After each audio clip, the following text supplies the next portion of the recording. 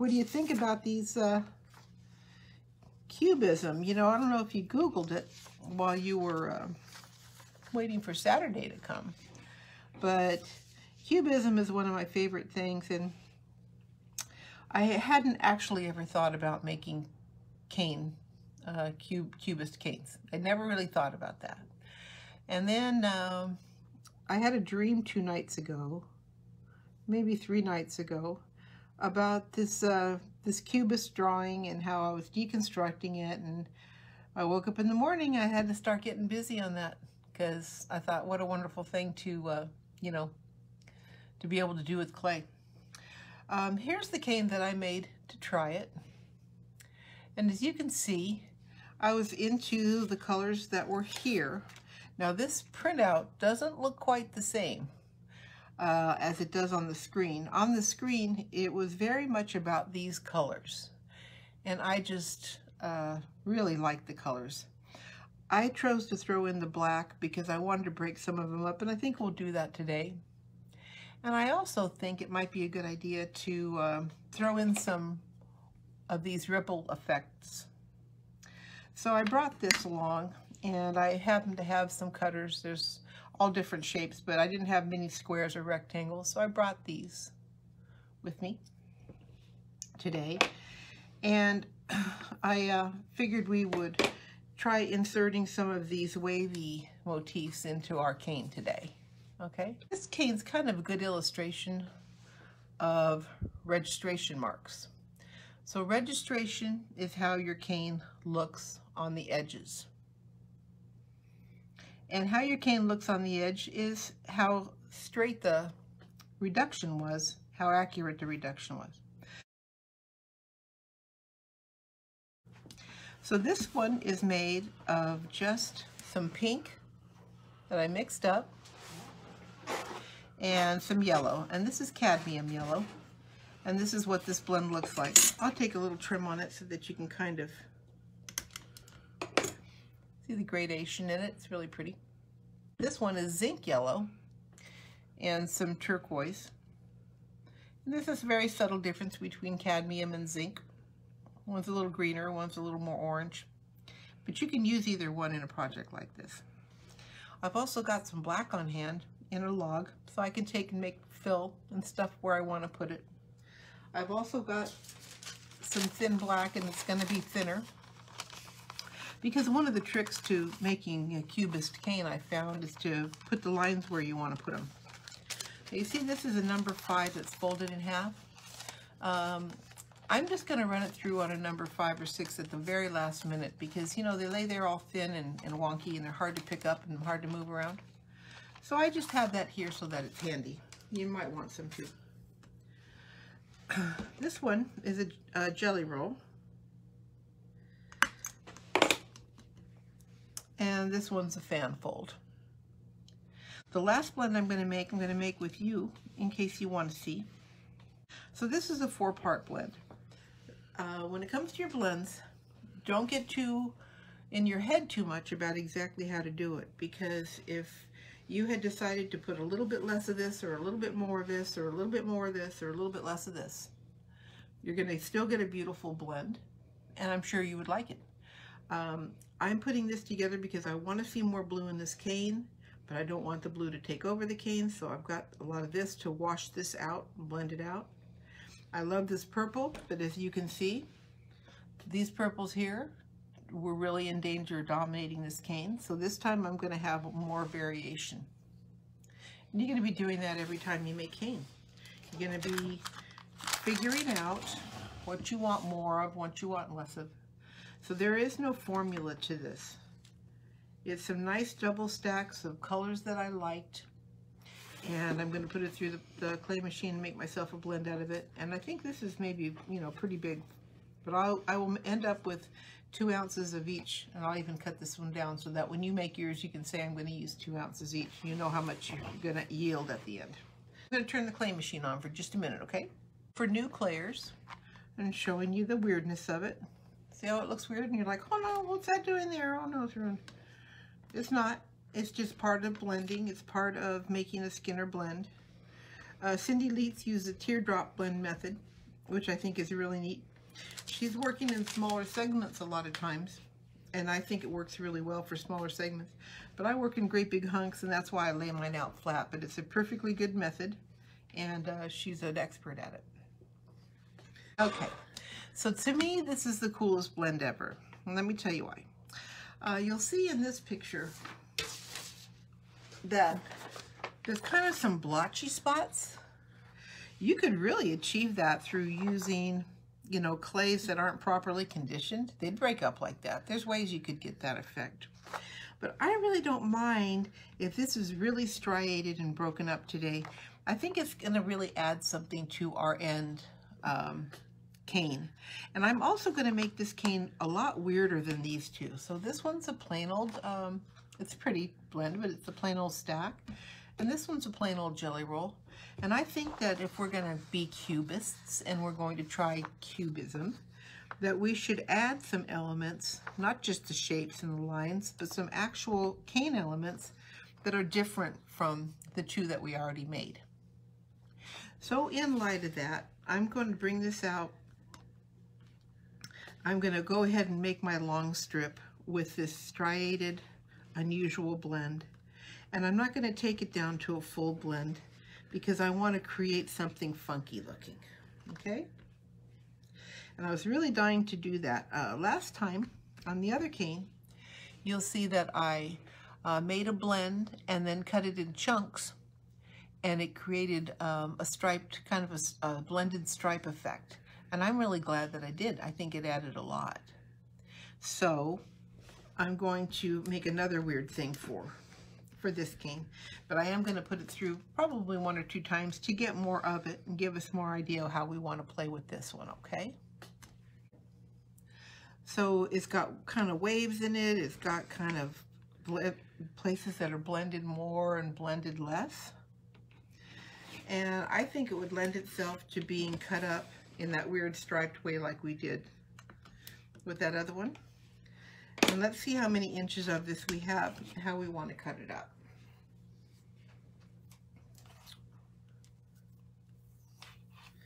So this is, oh, that's perfect. So this is 19 inches. And I'm going to stack this up 2 inches, 2 of each color till I get to the end.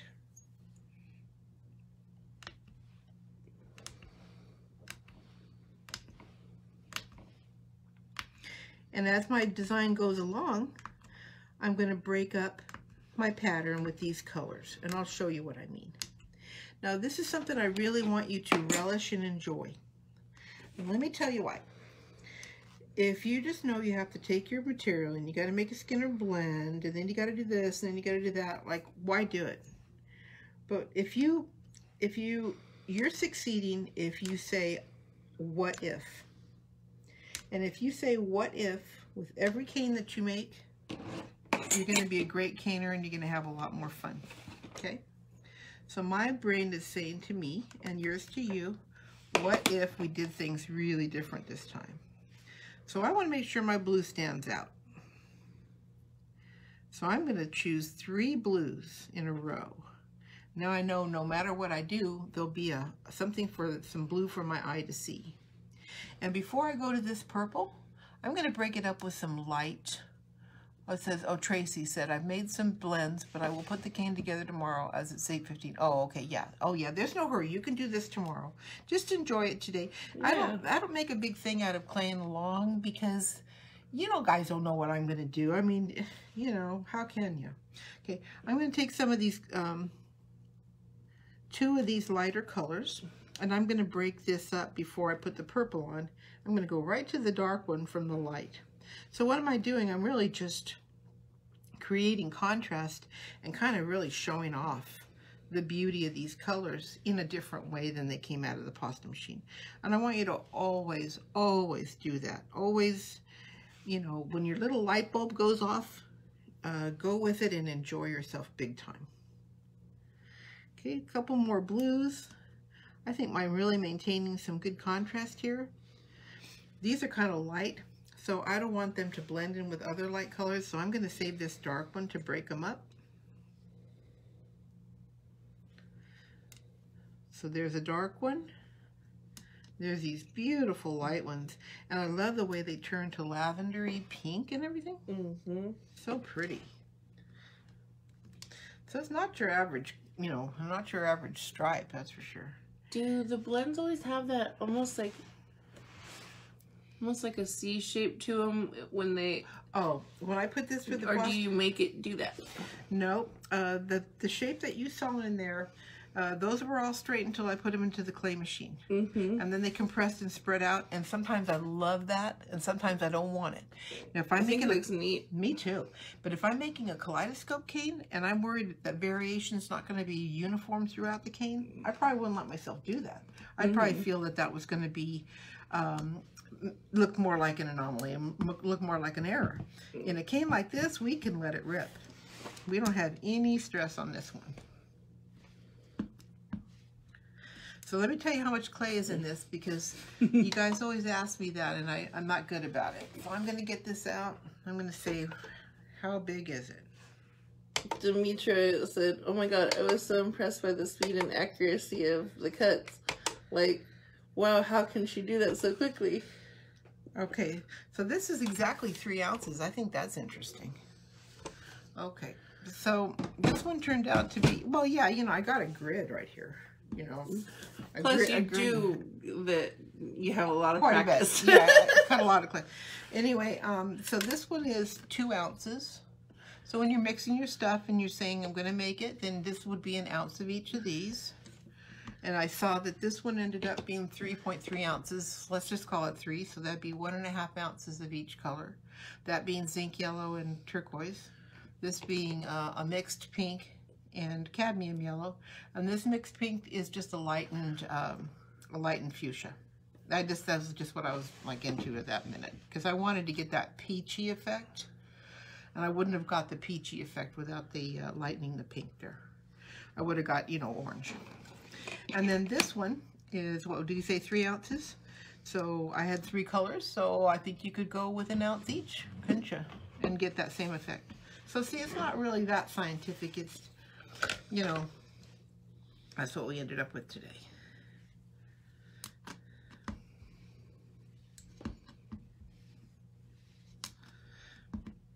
Okay.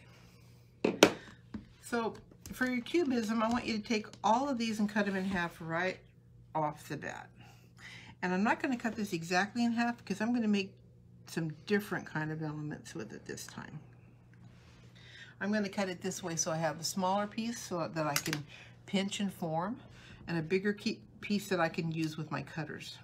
So you noticed earlier I was saying that I thought you would like to have some cutters for today. And I shall show you why. I'm going to use this flat side because obviously it's much easier to cut through than the tall side. And I'm going to make a shape.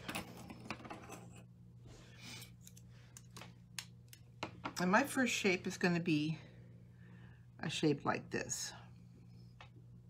It's going to be part of this circle. I've got a good fit on here, and I could make 2 of these, or I could make 2 different shapes, but you know I'm going to make 2 different shapes. So you don't really need your pieces too much thicker than your cutters in this kind of a project. And I brought these out to show you. There's kind of a difference in cutters. Like, those are pretty equal, but these are taller. These are from my store, and these are even taller. And then I've got some over here that are really nifty, but they're shorter. So just kind of keep your eyes open, see what you're making. If your stack is taller than your cutter, then what you need to do is, when you make your stack, is cut through one side and then cut through the other side and stack them up taller. Okay, so you could even make slabs, cut through all of them and stack them up. And I'm telling you this because you can see the difference in cutters, so I don't want to say, okay, it's this many inches tall, because maybe it's, you know, maybe it's not. Okay, so I've got this piece, which I already love. I've got this piece left over, and I think I'm going to leave it in this shape because I love the curve of it, and I know I'm going to want to play around with it. So I'm just going to cut the tail off, just barely. That's really cool stuff. I like it when people make those jaggedy things. I don't really know how to do it, but I guess that's how you do it, because I kind of accidentally. You know, they make those pieces of jewelry that have the like rough edges, look like carpets almost. It's really cool. Okay, I've still got this piece left too. So, you know, we clay hoard. We hang on to everything that we've got and make sure we get the most out of it.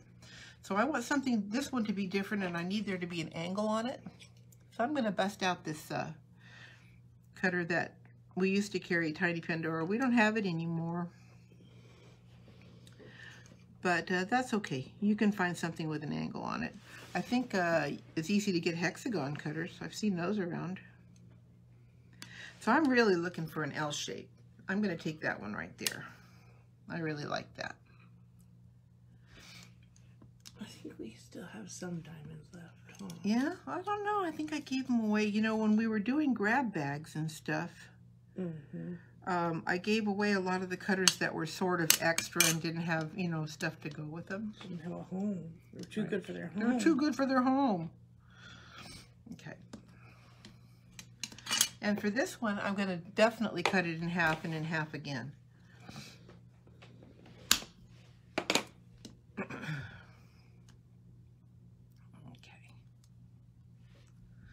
That's really tall. I'm going to show you that technique with doing it in 2 pieces because I want a pretty good hunk of this. And I think this is a good candidate for the wavy blade, don't you? This one's got enough going on. It doesn't need a wavy blade.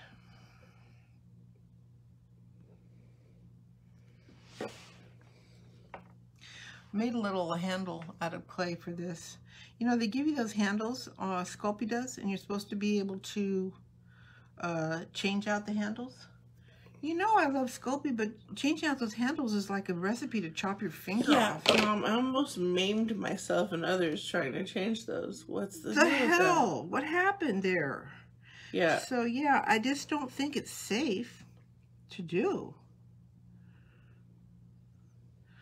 So I'm going to put this back together.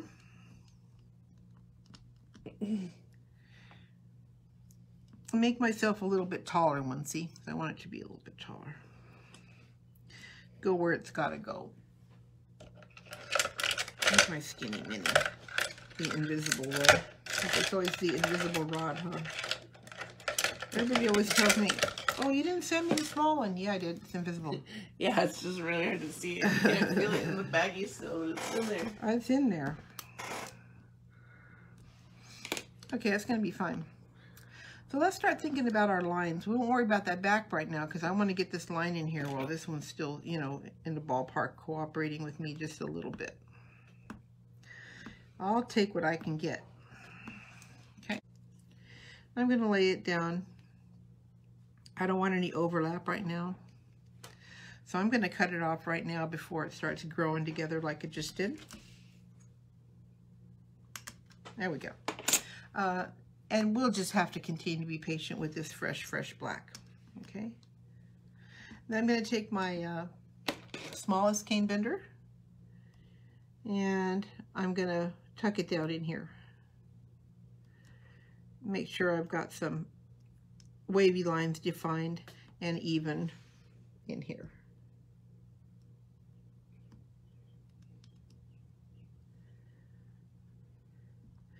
Those look pretty good.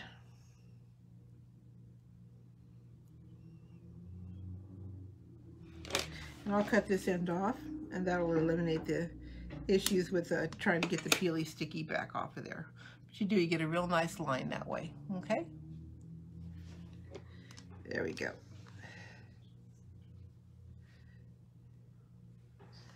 Now I'm going to take a snake, and I'm going to put it in all of these. Because you know and I know that even if I make another one right now and I sandwich it together with this one, it's really not going to uniformly sit in this groove. So I'd rather keep my cool looking grooves as spots than to have them disappear on me and get mashed out of there. So I'll be making a snake.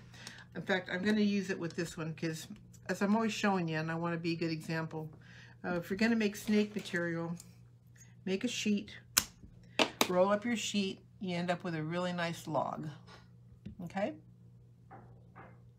Well, you know, the Fishbowl and Destiny this week will not have any random winners. because, well, they're kind of randomy. I'm gonna need you to make some cane again. I was so pleased with your creations last time that we did it that way. And sometimes we're just gonna play around. I mean, there's nothing wrong with it. But sometimes I really like the idea of everybody making something and entering it, because it's just such a joy to see what you make. I can't help it. I just really want that. It is fun. Yeah. So this time you're going to have up till next Saturday, all the way up till next Saturday at noon to complete your project and to post a picture of it, okay? And in next week's broadcast, we'll pick 3 of you from the Fishbowl of Destiny who posted your pictures. I really want to encourage that. I think it's important that you have a time frame to do it in. I don't know about you, but when I have no time restraints, it's pretty much the same as never. So whenever means never. Yeah, that's a good point. Okay, so now you have a nice wavy line. We're showing off our cool colors. We have places to put things. When we first started out, we already have created a place to put something. And I love this line juxtaposed with this line. But what this has got to have, that they're all going to have, is a black line in it. And that's why we're going to just really bite the bullet and deal with the thin black today, okay? The thin, sticky black. Barb Larson asked, a completed cane or a completed finished project? No, just make me a cane. It doesn't even have to be cubist. If you want to use some of the things you learned and show us, we all benefit from that. But you don't have to. You can just make some cane. You know, the thing about cane making is the more cane you make, the more cane you can make. There just isn't any other formula for this. So I'm going to open this up a little bit, make it easier for myself. Now I'm going to drop this line just like I want it. I'm not worried about my tails too much right now because I'm going to trim those off after I see how I want to fit in my second cubist element. So I've got 2 cubist elements already. I've got my interesting stripe, which I can shape any way I want to. I can cut it with cutters. I can do all kinds of things, okay, with that. Okay, I really like that. So I'm going to keep part of that line, I think. Just take it down to where it meets at the bottom. There we go. Rather than that whole edge there, because then I'd have to figure out where that's going to go, and I'm not really sure where I want it to go yet. So we're going to take it off. Okay. So there's some questions. Okay. From this class, does the cane need to be? And then, which I believe you already answered, but then would the souffle black be easier? And what if someone is cane challenged? Oh, then just make me a jelly roll. You know, I made a jelly roll with a new caner yesterday. I did a one-on-one with a nice new lady yesterday. What a sweet lady she was. And she had asked me a lot of questions online, and I said, you want me to help you? I will. And usually those kind of classes are something I do for, you know, for work, for pay and stuff like that. But if I offer to help, you know, seriously, I meant it, you know. I didn't mean you got to write me a check. So anyway, I hooked up with her for a couple hours, and she made a really cool snail jelly roll, which is a jelly roll with a thick sheet with a thin line in between. And we made them into equilateral triangles. We put them back together. It was just beautiful, and she was so satisfied. And that's a cane, and you can, I know you can do it. So this is what we have for our element so far. We have some of our green with turquoise. We have some of our stripe. We have lines that don't box in the piece, okay? And we don't want to box in the piece. So let's take a little bite out of this corner. I'll just do that with a curved thing like this. And we've got another design element right here that's really close to the right height to give us some, you know, some action there and to bring us into another phase of this cane.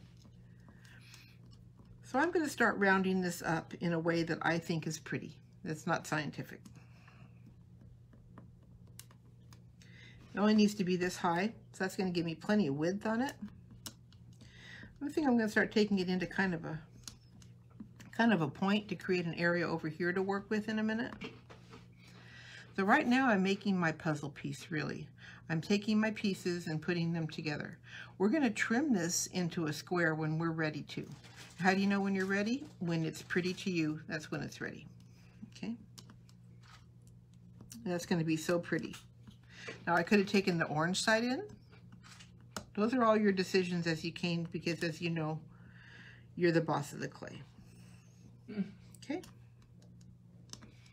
Oh, that's going to be so pretty. And that's going to create, this looks like a good edge for my corner. And if I put something interesting over here, I can add some more stuff over here. So I think I'm going to really like that idea. Also, don't forget you have black. Let's throw some black in here and there, okay? I've got another question for you. Okay. Do you try to use the same brand or type of clay when you cane, or do you mix them? If I'm using souffle, I use almost all souffle, and if I'm using Primo, I use almost all Primo. But do I mix the two of them? Yeah, like if I'm in a bind, I think I did yesterday. I think I used some canary yellow souffle for this because my yellow is not unpacked yet from the crypt. But yeah, I do recommend it. It really is a lot easier.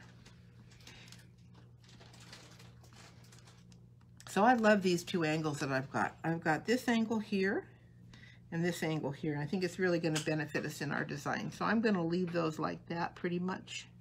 And I'm going to add my line now that I know where it's going to go.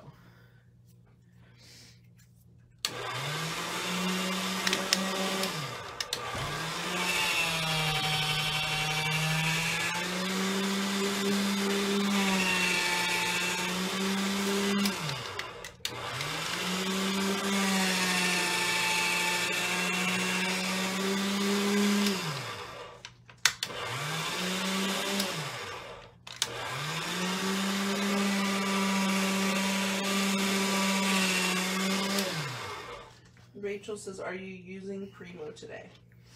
Yep. This is all Primo today.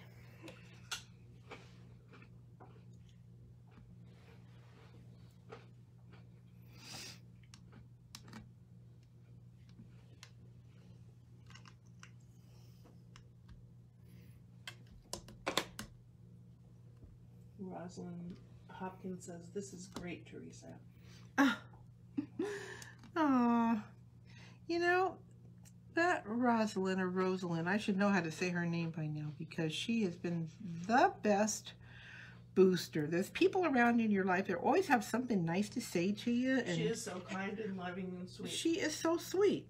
I mean, yes, we love you, Rosalind. Yeah, we really do. Do you prefer Rosalind or Rosalind? Yeah, you got to give us some phonetic answer there because I feel like I say it wrong, and that's not even right because I don't know what I'd do without her. She's such a sweetheart. Mm-hmm. But you guys all are. I mean, there's all kinds of people out there. I'm going to take this line up because we know darn well we're going to add something there in a minute, don't we? So she said Roz. Ah.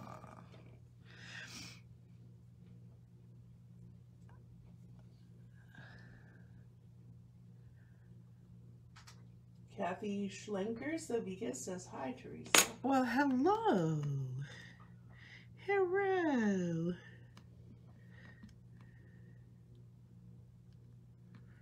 A little black spot on there bothers my eyes. Now look at it. So Patricia says, my problem is that I have a ton of Sculpey 3 and just a little bit of Primo. So can I mix it? Oh, yeah. Yeah, I mean, you'd be lucky if you get some really hard Primo. That'd be your lucky day, and you could mix those two. But you can, you know, be sure you leach it. You can leach all of your Sculpey 3 by putting it between two pieces of notebook paper or typing paper. and squeeze all the grease out of it, you know, like plasticizer or whatever they call it. Whatever that goo is. Well, you know, you'll say plasticizer, and then somebody else will jump in and go, it's not plasticizer. I'm like, well, look, I'm not a chemist. It's warm liquid goo phase. The warm liquid goo phase. Oh, there's one, huh? They're not playing Name That Movie. No. The warm liquid. Today. We're not gonna get up that easy. It ain't gonna happen. So the pink and black cane, you shared pictures. We wish you could see you do it live. That's from Katie. That? Oh, yeah. I think I have like a complete PDF of that thing I someplace. think so too. I think I do. You know, that's a really common kind of thing. I've taught a bunch of times. If you want it, I will do that for you. But in the meantime, if I can build again, I don't know. Sometimes I can't. But on that one, if you want, just look up any monochromatic cane class that we did. Because that's all it is. It's kind of an ordinary monochrome cane. Okay, I want kind of an angular piece to fit here now. And I'm going to form that myself because I've got the perfect size piece to do it with. Tracy says, with the purple, lilac, and blue stripes, could you just use cut up sheets of block colors instead of making a blend? Yeah, but see, the beauty of a blend, I don't really want stripes. And in the end of this, you'll see, like in this one here, that it kind of goes beyond stripes when those colors are all in one, how would I say it? Yeah. When they're all from one family like that. You know, you're getting gradation that you don't really get unless you have an awful lot of colors there. But yeah, you could. You could. I think it'd be great to try it, see how you like it, you know. There's no reason not to. Now, I don't want this to be closed at the bottom, so when I get this to be the shape that I want to fit into this spot, which, well, it kind of is already, okay, I'm going to probably cut one side off. I'm going to do that so that I won't just have a blob of this in here. It'll have a little something a little bit more unique about it. So let's sharpen up those edges here. And as you see, we're just making our piece. We're going to end up with a square. But don't worry, even if there's parts sticking out all over the place, it doesn't affect this king. We're going to just trim it off and make it the way we really want it to be. Okay, so let me look at how this is really fitting into the spot that it was in. It looks good. It looked better before I started messing with. Oh, there we go. That looks a lot better. This one looks like a Yo Gabba Gabba cane. Yeah, no kidding. Okay, yeah, I'm really happy with that. And I need it to be this size here. So I'm going to cut this edge of it off. We knew we were going to have to let go of that.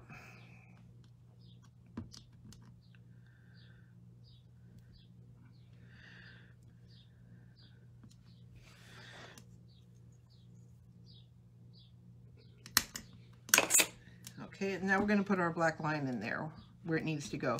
I love the way it creates that this little hoopty here. I think we're going to really be happy with that. We can almost stop here, and you'll know why in a minute, because I want to make sure that we include getting this effect. This effect is a whole different than this effect, and it's kind of what the whole cubist thing is about, is the second half of this. So we've got plenty, you know, to play with, but we don't need to make it gigantic right now. That's not what it's about.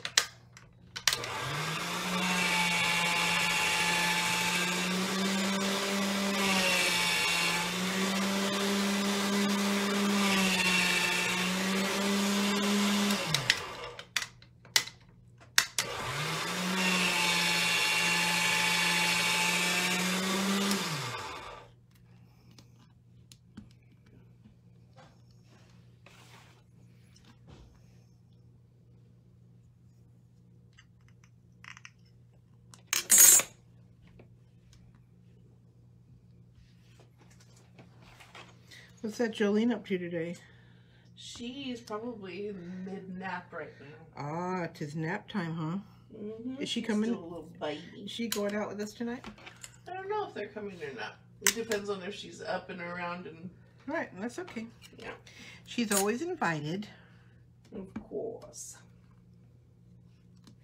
Yeah, you know, we're going to go tonight to take my friend Deborah Farmer.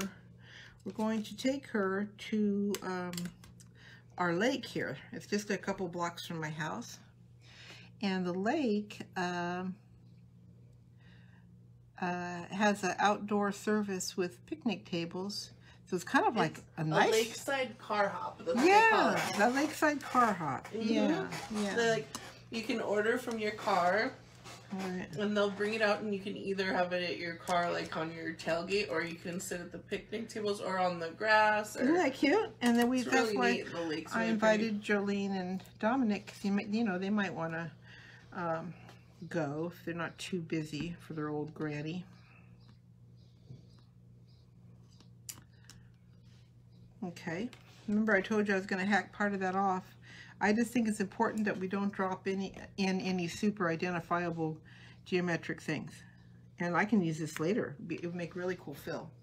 And speaking of fill, it'd be easy to put something in there, another color in there, but I want to bring in my my black fill, because I think it really brings a lot to this. So I'm gonna put some black fill in that little triangle instead of, you know, instead of leaving more cane in there, because I want to make sure that I end up with some black fill. It's gonna come from my log, and as we always talk about, I'm gonna make fill out of nice uniform logs. I'm not gonna wad up this and start trying to take this into a snake and then making the snake into that, because when I've got a nice solid snake laying on my table to make fill with, that's what I'm going to use, and you'll find that your fill is a lot more uniform that way.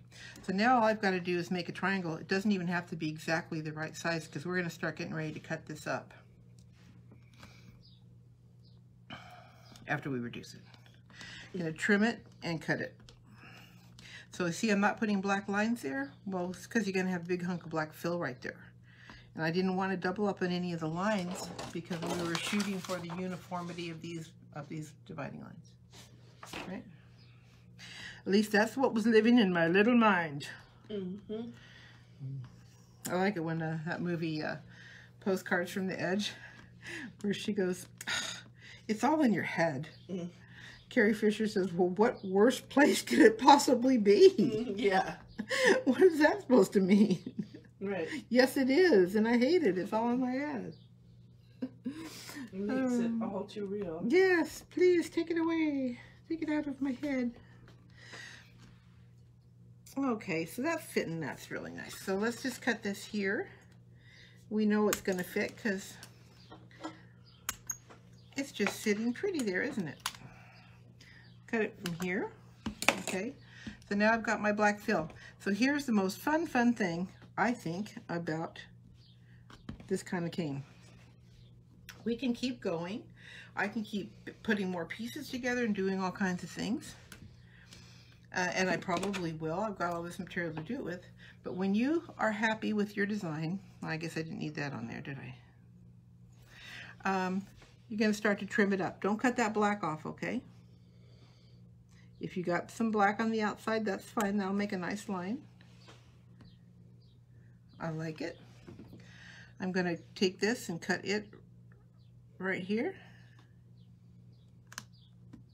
Okay.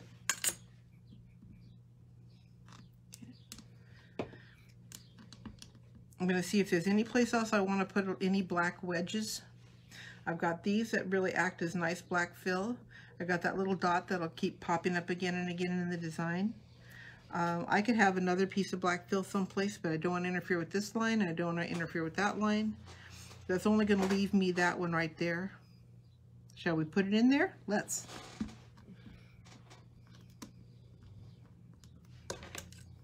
You can do that with a triangular cutter, or you can just do it with your blade. Let's make a whole black corner on that. Okay? That way it won't be too close to that one. All right? Yeah, see, I think we're going to be really happy with that, and you'll see that in your design in a minute. So I'm going to put my triangle there. Make it part of the picture. Or we can make it a little bit curved. Ooh. Ooh. Yeah, I think that's what we need, because it needed something. Okay. Yeah, so let's curve that last corner. I think that's going to be a lot better. I just don't want it to be too, I don't know what the word for it is. I don't want it to be too pat. Like this is here, and this is the same. I want you to have lots of things to look at, to enjoy when you see your cane. And all I got to make is just this little corner, this little triangle that's rounded on one edge.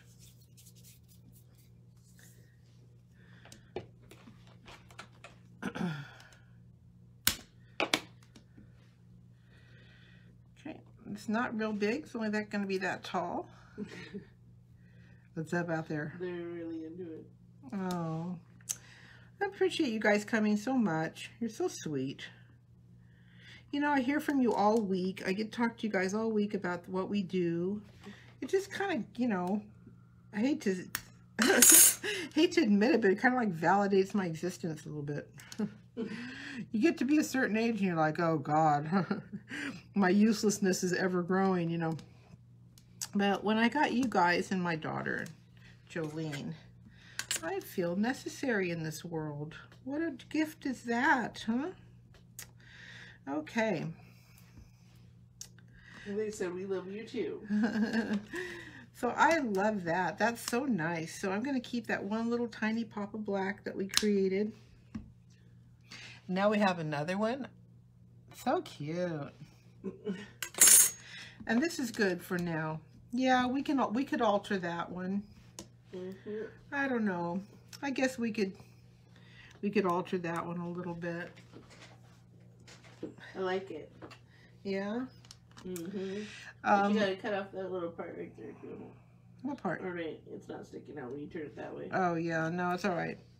So I'm going to take my roller and I'm going to accept this as it is now. And as I showed you, you want to add something in there, fine. I just want to see plenty of that peachy blend because I really like it. And when I reduce it, I don't want it to disappear on me. The black is ancillary, so we don't care about that too much. It can be small, and it looks really good to have it be small. But you just want to make sure you have enough of your elements. And of course, your elements are your pink, pinky orange blend, your blue green blend, and your gradient stack. Okay. I'm going to start to get this set up.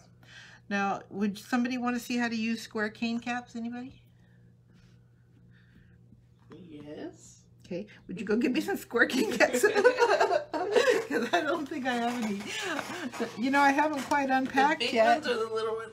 I need the biggest one. No, the little ones. But not the new big ones.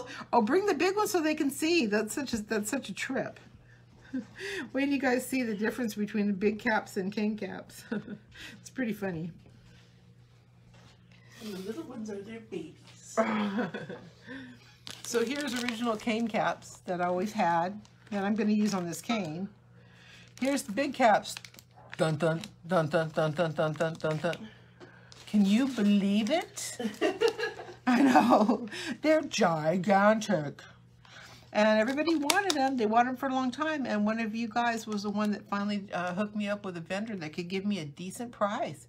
My vendor was horrible. Oh my God. They wanted like 3 times as much money for these as these. And I was like, come on.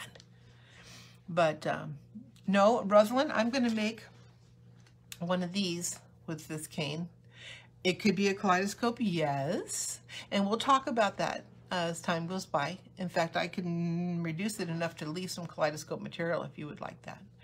But this is a really, really different one. Okay.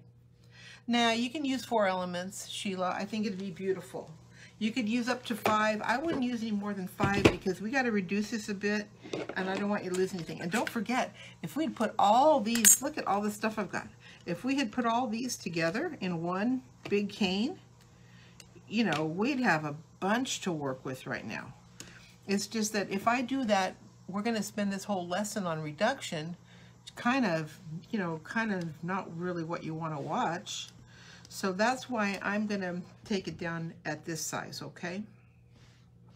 Okay, so I'm going to make sure, you don't have to cut off a lot, but when you're going to use cane caps, make sure you have a nice clean edge because that's what creates the suction on your cane, okay? This one's really pretty clean already, but I'll just to be sure. See, I haven't lost a lot. And please, don't smash this up. we're going to compress it gently to make one of these gorgeous Natashas, because when you've got beautiful scrap, you've got beautiful Natashas, okay? So be sure you don't, don't beat up on your scrap right now, okay? Don't fool around with it like I am. Once you make your cuts, leave it alone, because I'm trying not to squeeze it out anymore, because I'm trying to have nice, flat, sticky sides that will stick to my caps. Thanks for opening them for me, Elena. Well, that's okay. This is good because you kind of need to know how to take the paper off your cane caps. And it just kills me that I'm opening these because, like I told you, they're kind of expensive. And here I am opening some of yours just because I don't want to go. It's an unboxing video too. Yeah, no kidding. Well, I just moved from the crypt. So usually I do this with my teeth, but I'm trying to be a good example to you. So you can loosen it with your blade and peel it. And I did a video on peeling these because some people, it kind of looks like the kind of paper you would have to soak off. I wouldn't do that to you. If they did that, I would take it off for you. But it's just peeling. And the reason that we do it and we don't take it off is because it keeps it from getting scratched up in transit. You want to get them while they're brand spanky new. So I leave the masking on, and I just loosen it with my blade, which you should really use your Tiny Mighty utility blade for this. Available at tinypandora.com. But you really should, because you shouldn't be messing around with your good sharp blade. My blades are always dull. The reason I got you those Tiny Mighties was for all these little jobs. And for like scraping stuff off your workspace so that you wouldn't mess up your, your good. I use them all day. I know, I do too. They're handy little guys. And God, the new ones you could use for tissue blades. Mm-hmm. When I first got them, I didn't sell them as clay cutting blades because they were kind of thick and they were kind of a little bit on the dull side. And now the new Tiny Mighties you could use for cutting clay. Yep. Okay. So I'm putting my cane caps on now because I don't want to lose any of this. I didn't build it super large to begin with. And I'm letting it suck on there. Okay. I'm going to start reducing it. So yeah, when you build a taller cane, I guess it's easier to get started. But when you figure we're going to take this cane down to this size, it does not need to be much bigger than this. So, Joe Poindexter says it looks kind of stained glassy. Mm-hmm. And Frank Costa said, you keep saying we don't want to watch that. But I watched the reducing very carefully and repeatedly. That's the hardest part of the process for me. Oh, okay. Well, and Martin Dupois said, besides that, I find it relaxing. Oh. Hope said she'll take the peeled set in her order. Okay. Yeah, they'll be broken in by me. Okay, so see how I've already got it started with a little bit of a waist? As soon as I have that, I'm going to take my thumbs and start pushing down. I'm going to let that one slice on each end be my big slice in the end. Some people push them in all the way along and they're small. They keep making them smaller, but I find they stick better to the cane cap. If I kind of flare them out at the bottom, like in a barbell shape, like a square barbell, and then grab them this way to make them longer, okay? Okay, so I think that's probably good enough for now. Because they say they'll never get bored, but anyone could get bored with this. Okay. Okay, so you see none of it sucked in. Still there. Okay. Sure, all the sides are nice and clean. The lines are nice and straight. Be sure you save your little edges, your little shaggy edges here for your Natashas. Because, as I said, pretty scrap makes really pretty Natashas. The colors are really nice. So here we are at 4 inches. Just past 4 so that we can cut off anything on the edge that squeezed out just now. we cut it this way, and I usually mark it a little bit. We cut it this way, and we cut it this way. Okay, we could go right to here, but this is where we're not going to match it. The whole point of this cane is that it's not going to match. Okay, is that we want it to form crazy looking combinations for our cubism. And another way to achieve cubism while the cane's big, or even now, is to actually cut these up. Okay? So let's say I took one of these and I cut it right here. Where he's going, no! And I took one of these and I cut it right here.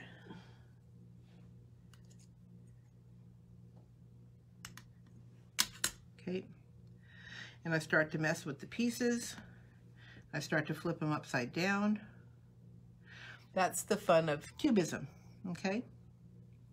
So I can start really changing this around. I can mix it up as much as I want to, the pieces that I've made. And you don't have to, but you can. Okay. I'm gonna take my last corner and make it a little more pointy, okay? Because your last corner is where you can get a void in your cane, okay? Okay, so this is sort of the anti-kaleidoscope cane. In that, yeah, you could use that original design to make a kaleidoscope cane. There'd be nothing wrong with that. But you're trying to create chaos. So your first assemblage was not too chaotic. It was just some pieces. Then after reduction, what are the questions out there, sweetie? I see some, but I can't quite read them. They're saying it looks really cool. For cutting canes, I have to mess my mind up. Someone asked about the cane benders. What are those rods called? Oh, yeah. Yeah. So you can see the idea, okay?